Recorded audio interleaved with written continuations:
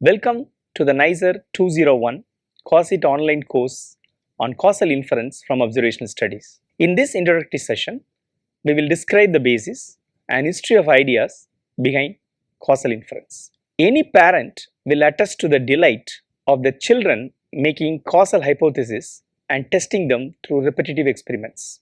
Causality is a centrality of human thinking. Trying to connect things is fundamental to our nature. We always look for causal explanations because as humans, that is our inherent quality. Our curiosity drives us to know why and how of things. The basis for such human desire to know the causal connections is to have the power to control these events or to have an ability to make predictions. In this context, it is worthwhile to look at history of ideas around the logic of scientific reasoning. This will help us in understanding the modern view and its implications for epidemiology. From the dawn of civilization, there had been several attempts to provide reasoning for the events taking place around us. This led to the emergence of two schools of thought to begin with. The dominant scientific philosophy was the doctrine of rationalism. Human mind, according to rationalism, contained within itself answers to the questions that arose around external environment. The rationalists reasoned that deductive logic based on intuition would provide all the answers. On the other hand, empiricism was a second school of thought prevalent at those times. Empiricists alternatively reasoned and argued that scientific knowledge is acquired through careful observation of events taking place in the external environment. Let us look at these two schools through examples. According to the school of rationalism, scientific knowledge is accumulated through reason and intuition rather than by empirical observations. Mathematics, for example, was considered as the highest form of such knowledge built upon a framework of theories by deductive logic. As mentioned earlier, the competing doctrine of empiricism believed that perceptions of natural phenomena are the source and ultimate judge of knowledge. Inductive logic, based on intelligent interpretation of observations, was considered essential for achieving scientific progress. In those days, astronomy was the most prominent empirical science. Great pioneers of modern empiricism were Francis Bacon, John Locke, and David Hume. Of these three, Bacon's analysis of the two schools of thoughts and their followers is worth knowing. Earlier empiricists, according to Bacon, overemphasized the observations to the extent that logic was neglected in the accumulation of knowledge. He likened the rationalists as spiders spinning cobwebs out of their own substance. Old empiricists were referred to as ants by Bacon, meaning they were focused on collecting material without being able to find an order in it. New empiricists, according to Bacon, were like bees who would collect, digest, and add their own substance, thus creating a product of highest order and quality. According to Bacon, reason introduces abstract relations of order to observations or observational knowledge. Bacon is famous for saying knowledge is power, meaning abstract relations imply prediction. Thus, fire is hot is not merely a description of fire, it implies predictive nature of fires yet to be observed. Bacon formalized the process of inductive logic and demonstrated how deductive logic could never be predictive without the fruits of inductive inference. John Locke, on the other hand, popularized the inductive methods that Bacon formalized and thus helped in establishing empiricism as prevailing doctrine of scientific philosophy. However, here comes the critic Hume. He pointed out that inductive reasoning does not carry a logical necessity. He asserted that nothing in this world may be proved absolutely by inductive logic per se. His argument, illustrated with an example, is worth understanding. Hume made it clear that inductive logic is incomplete. Why? Because no amount of experience with inductive logic could be used to justify its validity. No number of repetitions of a particular sequence of events can establish causal connection. For example, if one were to put on a switch 100 times and each time observe a bulb light up, does this conclusively prove that switch causes the illumination of the bulb? May not be. The illumination could possibly be a coincidental occurrence. Thus, one encounters methodological or logical difficulty in proving something based entirely on empirical information.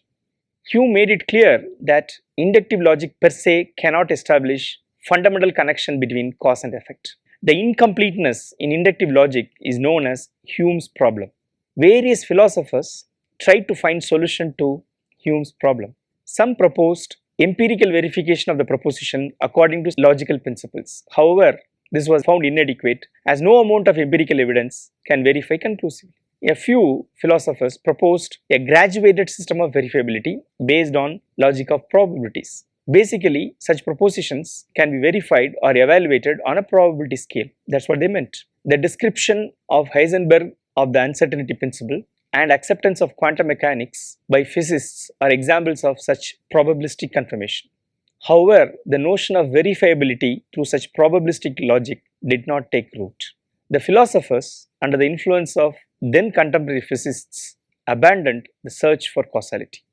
Let's look at Hume's model and see why it is not plausible and what was proposed as an alternative. Hume proposed that all objects similar to the first are followed by objects similar to the second and then result in effect. However, in medicine, there are not many examples for above model. Causes are mostly seen as necessary and sufficient causes, and hence there is a need to revisit Hume's model for reasons why it won't work.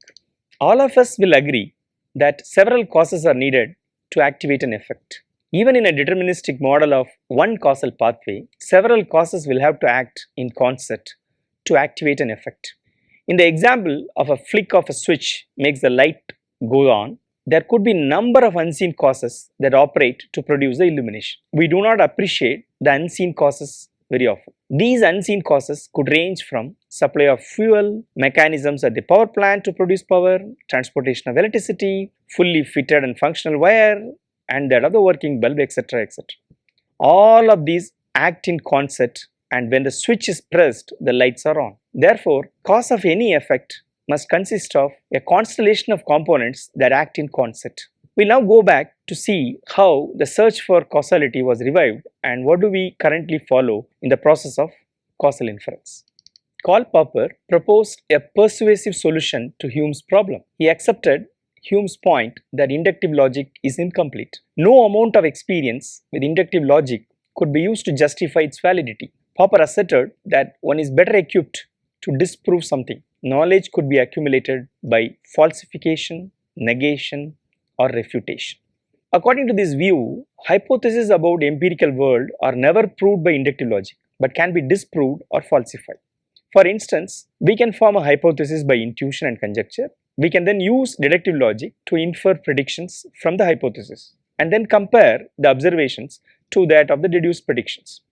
In the above example of switching on and lighting of the bulb, suppose one began with the hypothesis that the switch has nothing to do with the bulb's illumination, and at the end of repeated experiments, one may conclude that there is insufficient evidence to support such a hypothesis.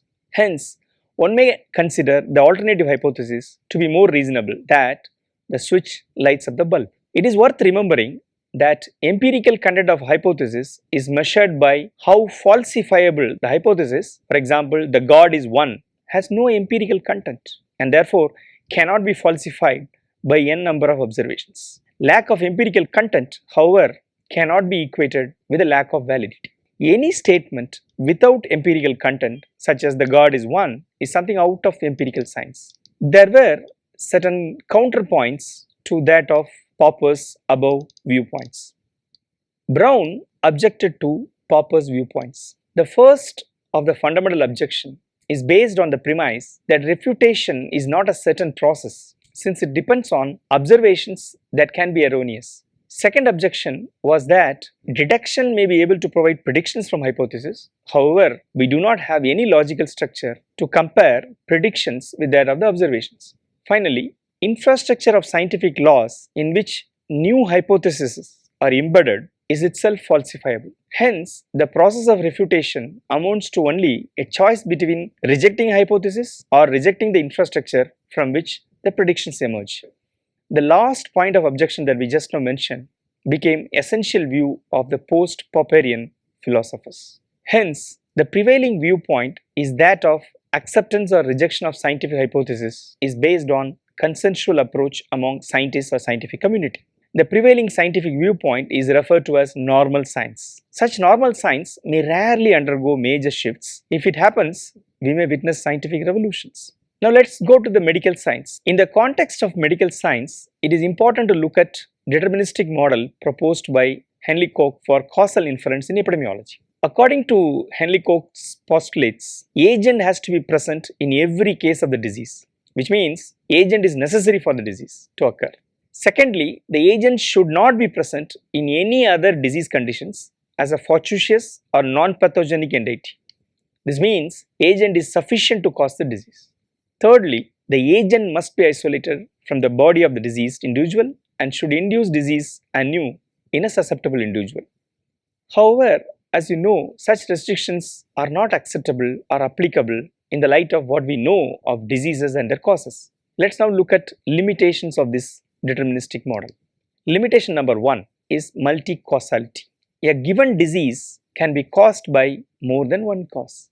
For example, in the context of infectious diseases, we know that agent does not result in signs or symptoms of a disease, and the effect is dependent on so many other factors, including, for example, nutritional, emotional, social factors. In the context of non-infectious diseases, no one factor is known to be present in every case. For example, smoking per se is not necessary to cause lung cancer. Furthermore, if one accepts the fact that certain causes need not be physical agents, and then this classical model fails to consider causal chains of factors that eventually results in disease. Hence, an agent need not be a necessary cause for pathological occurrence. Secondly, we have abundant evidence to support the contention that certain factors have more than one effect. Smoking, for example, produces multiple effects involving multiple systems, multiple organs. Third limitation lies in the limited conceptualization of putative causal factors. Specifically, two aspects make it difficult to generalize the criteria of proved determinism. It is expected that for causation to occur, we talk of change in causal factors. However, this may not be applicable when we consider the role of fixed characteristics like race, gender, genetic predisposition, etc. in etiology. Additionally, the investigators may not be able to observe, measure, or identify any sequential changes in this context. Second aspect of pure deterministic model that lacks clarity on causality for factors or exposures that are continuous in nature. For example, age, blood pressure, and obesity. In this context, there are no uniform threshold levels or cutoffs that determine when the effect will occur. And finally, we have a problem of imperfect knowledge regarding our understanding of the disease or limitations around observing or measuring causal mechanisms. Therefore, while studying effect of one factor, we may not be able to assume or be certain about the role played by other factors and their influence on the effects observed. Furthermore, measurement errors and inability to study every person's experience on causal issues also pose a limitation on this approach. In view of these, causal inference in the modern times involves use of multiple tools and methods. The current practice of causal inference recognizes multifactorial etiology. We do utilize probabilistic framework to test or estimate causal hypothesis or hypotheses. We are mindful of the fact that statistical association need not necessarily prove to be causal association. Finally, we do follow a set of viewpoints put forth by Bradford Hill in 1971 in order to examine, review, or judge causality in a given context. This is currently used as a checklist for distinguishing causal from non-causal associations. 9 viewpoints of Hill's are 1. Strength of association, 2. Dose-response relationship, 3. Temporal exposure outcome sequence. These 3, strength of association, dose response, temporality, can be considered and handled during the design and conduct of the study. The rest of the viewpoints include consistency between studies, biological plausibility, specificity, coherence, experimental evidence, and analogy. In a given context of causality assessment, the above viewpoints can be used as a checklist rather than binding rules. None of them are necessary or sufficient for making causal interpretation. We will be elaborating guidelines or guidance points on causal inference in a subsequent session. To sum up, historical developments around causal inference provides us an understanding that we can never prove a causal relationship between exposure and outcome. We can, of course, on the other hand, develop and test hypotheses to establish or examine causal association beyond reasonable doubt. Hill's guidance points illustrated around smoking and lung cancer serve as a framework to examine a given causal question. Thank you.